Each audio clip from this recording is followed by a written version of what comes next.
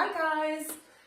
Okay, so I thought that today we'd do a different kind of video. I thought that we would actually do a troubleshooting video going back a stage or two. I'm getting a lot of feedback that people are finding it difficult to get the duration on their nose target. I'm not surprised, this is a really difficult step to take. Going from a bump to some kind of duration, it's difficult to explain that effectively to the dog. So I thought that I would just go through with you all of the things that I'd be really mindful of and really thinking about if I was trying to increase duration with my dog on a nose target. So today I will be using Princess Shanti. She is Alfie's wife in a sense. She's actually my partner's dog, so she does competitive obedience to a very high level, so she has a very good sustained nose target on a hand. So I would expect this to transfer quite nicely to a lid, but I'm not used to working her. I don't normally work her or train her, so I'm not used to her. She's not used to me.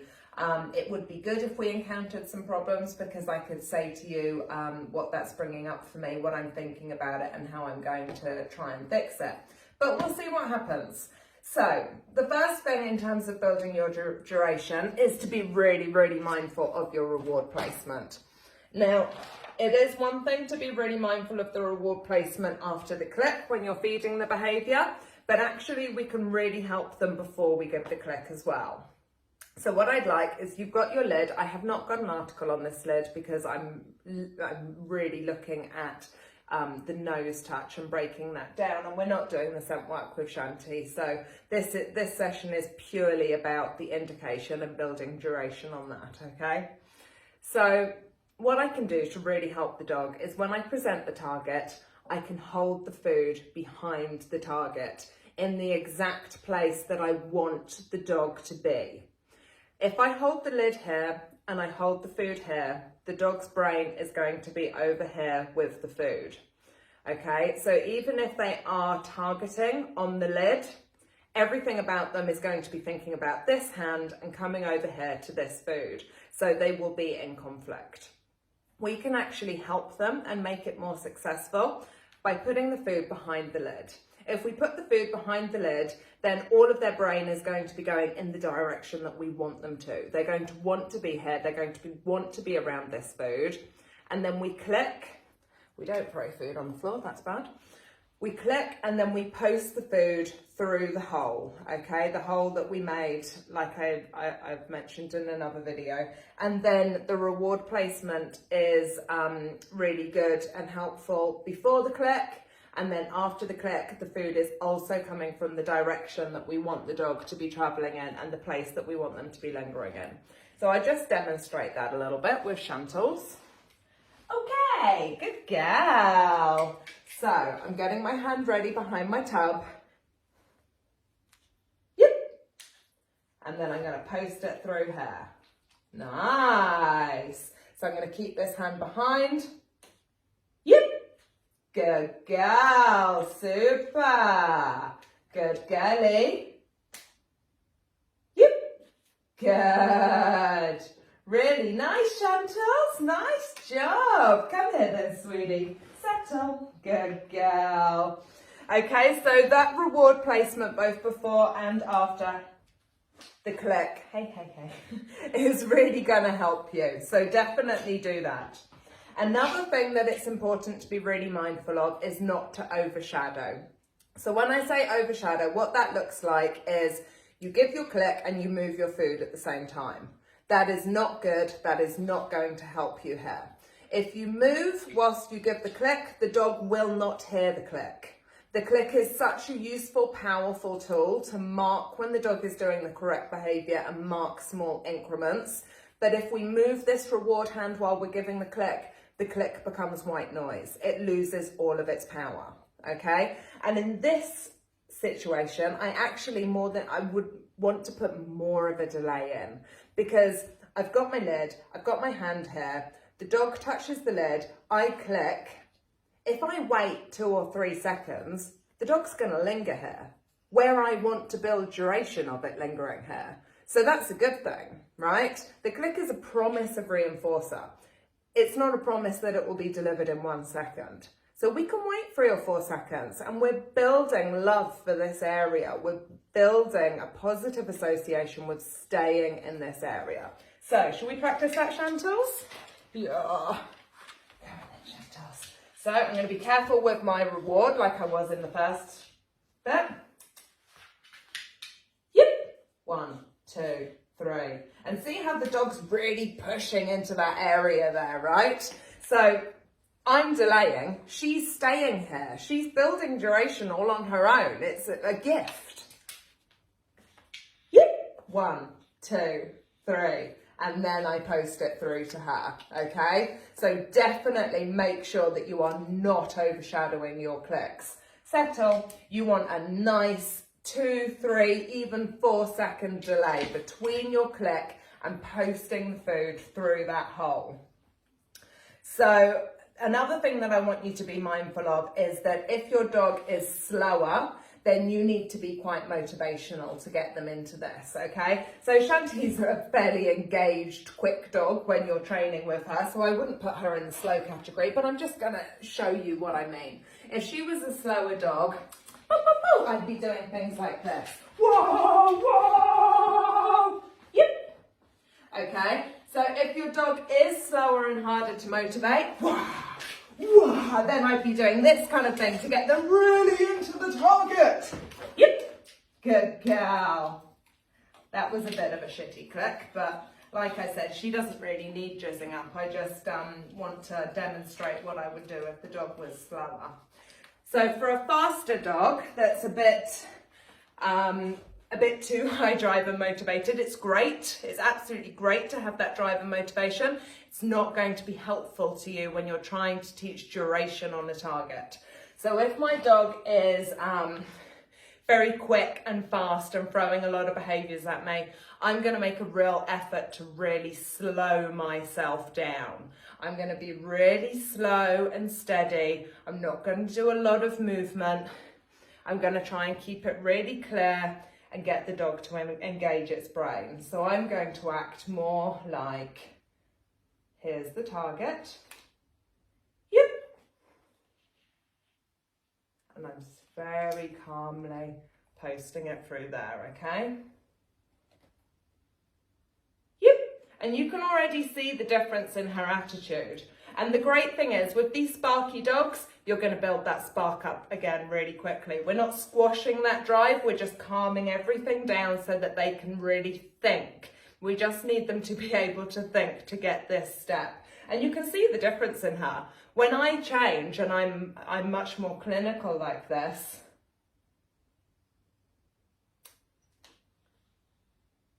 yep, everything's a lot steadier, okay? So that's going to help you if you've got a dog that's throwing a lot of shapes and behaviour at you. Settle. Good girl, you're super. So the other thing that's obviously super, super important is the timing of your click. You absolutely need to be clicking when the dog is on the lid. What's really easy to do with this kind of behaviour is to consistently accidentally click for the dog removing its nose, especially if you're getting a bump.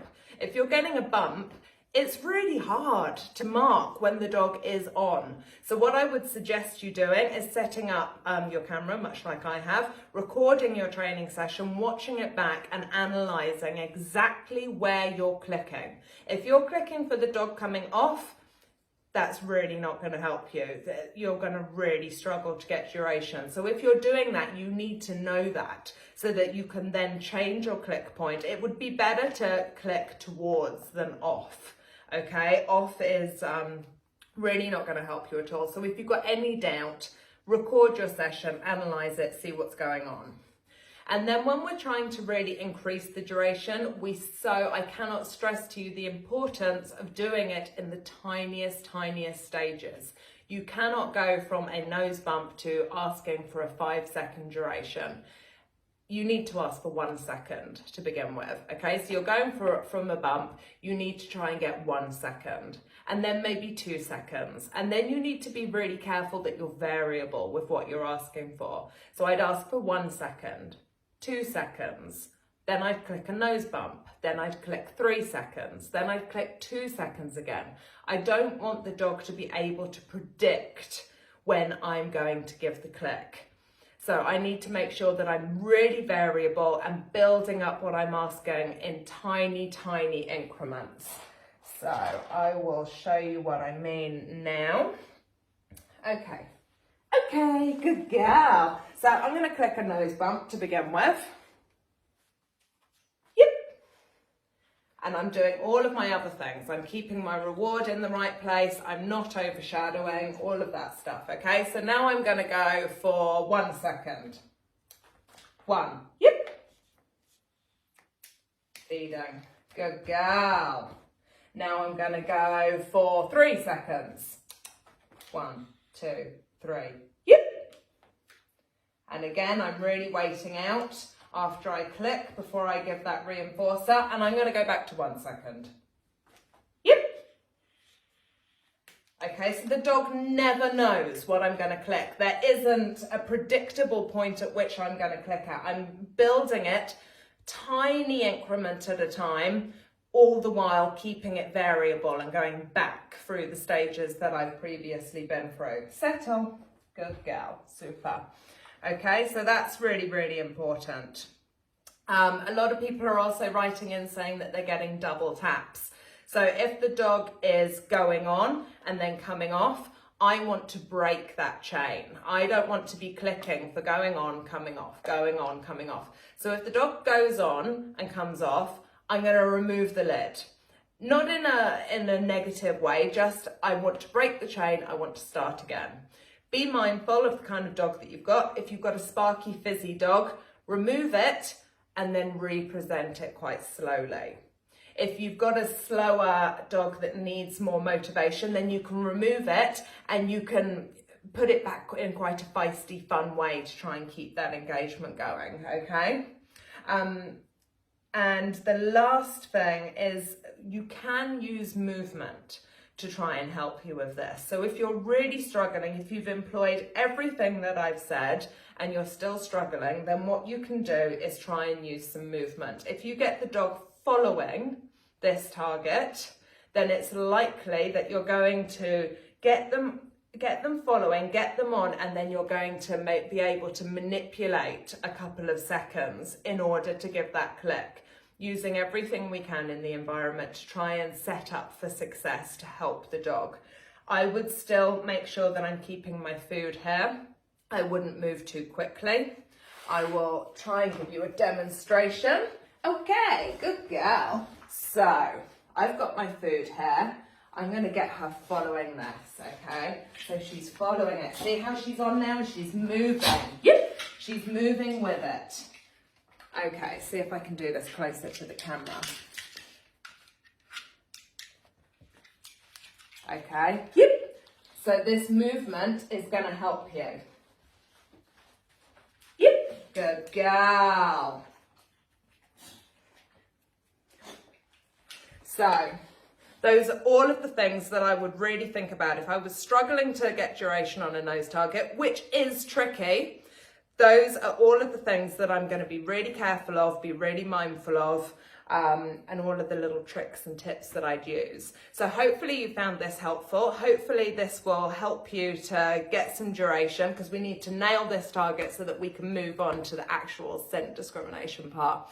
But it's also important, keep at your dog's pace. Don't try and do the video that I'm doing every day. Move on when it's right for your dog to move on. The foundations are so, so important. If you've got bad foundations, it's not going to be successful down the line. If you spend an extra few days at each stage and make sure that you've got really good foundations, you will thank yourself later. Okay, so hopefully that was helpful. Any questions, just pop them in the comments box below. Cheers, bye.